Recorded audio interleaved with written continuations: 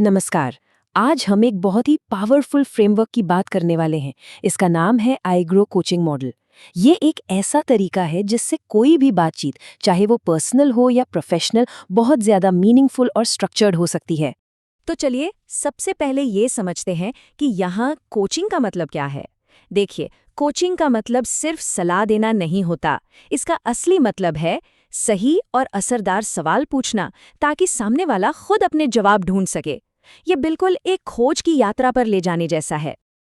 और इसी खोज की यात्रा के लिए आईजीआरओ मॉडल एक बिल्कुल साफ सुथरा रोड मैप देता है। मतलब ये 5 स्टेप्स का एक ऐसा फ्रेमवर्क है जो किसी भी कोचिंग कॉन्वर्सेशन को शुरू से लेकर आखिर तक गाइड करने के लिए बनाया गया है। तो आज हम आईग्रो मॉडल के हर हिस्से को एक एक करके समझेंगे। पहले इनवाइट अ गोल, फिर रियलिटी और ऑप्शंस, और आखिर में विल डू। चलिए शुरू करते हैं। तो चलिए सबसे पहले बात करते हैं पहले 2 स्टेप्स की, जो पूरी बातचीत की नींव, उसका फाउंडेशन तैयार करते हैं। तो पहला कदम है इनवाइट। इसका मकसद क्या है? इसका मकसद है भरोसा बनाना, एक तालमेल बिठाना, ये पक्का करना कि सामने वाले को लगे कि हाँ, उसे सुना जा रहा है, उसे समझा जा रहा है। क्योंकि भरोसे के बिना कोई भी बातचीत सही दिशा में आगे बढ़ ही नहीं सकती। और इसकी शुरुआत होती है एक बहुत ही पॉजिटिव माहौल बनाने से। जैसे ये सवाल, पिछली बार जब हमारी बात हुई थी तब से ऐसा क्या हुआ है जिसके लिए आप आभारी हैं। इस तरह के सवालों से ना एक बहुत ही सहज और सपोर्टिव एटमॉस्फेयर बनता है। या फिर ये सवाल, आपने हाल ही में क्या सीखा है? अब देखिए, ये सवाल सिर्फ जानकारी इकट्ठा करने के लिए नहीं है। ये असल में सामने वाले को सोचने पर मजबूर करते हैं, उसे रिफ्लेक्ट करने का मौका देते हैं। और यहीं से एक कोलैबोरेटिव, एक सहयोगी टोन सेट हो जाती है। अच्छा, एक बार जब एक अच्छा भरोसे वाला माहौल बन गया, तब आता है अगला स्टेप, गोल। अब बातचीत का फोकस प्रेजेंट से हटकर फ्यूचर पर जाता है। मतलब इस स्टेप का मकसद है ये तय करना कि इस पूरी बातचीत का अंतिम नतीजा क्या होना चाहिए।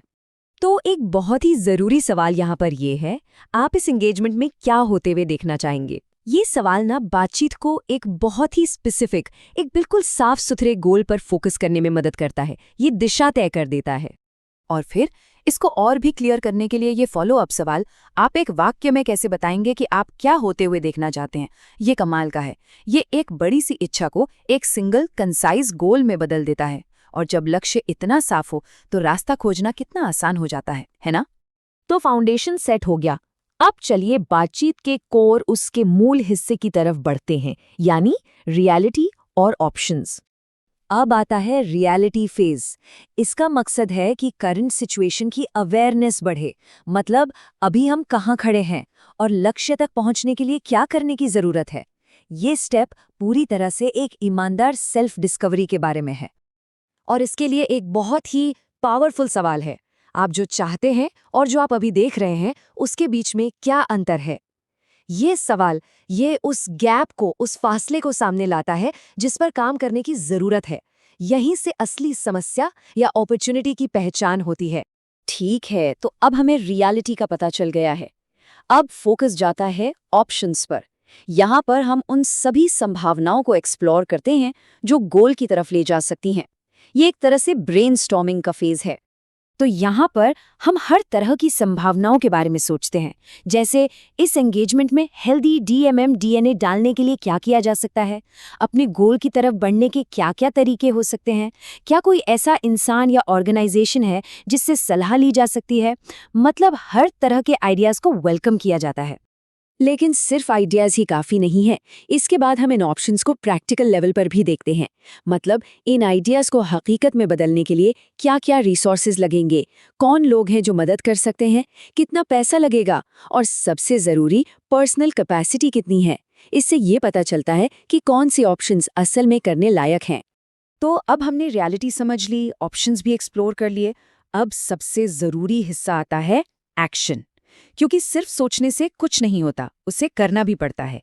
तो ये आखिरी फेज है कमिटमेंट का, यानी विल डू का। विल डू, ये वो फेज है जहां पर यह तय होता है कि अपने गोल की तरफ बढ़ने के लिए असल में कौन कौन से एक्शन स्टेप्स लिए जाएंगे। यहीं पर बातचीत एक ठोस एक्शनेबल कमिटमेंट में बदलती है। यहीं जिम्मेदारी तय होती है। और ये कमिटमेंट कुछ सवालों के जरिए तय की जाती है।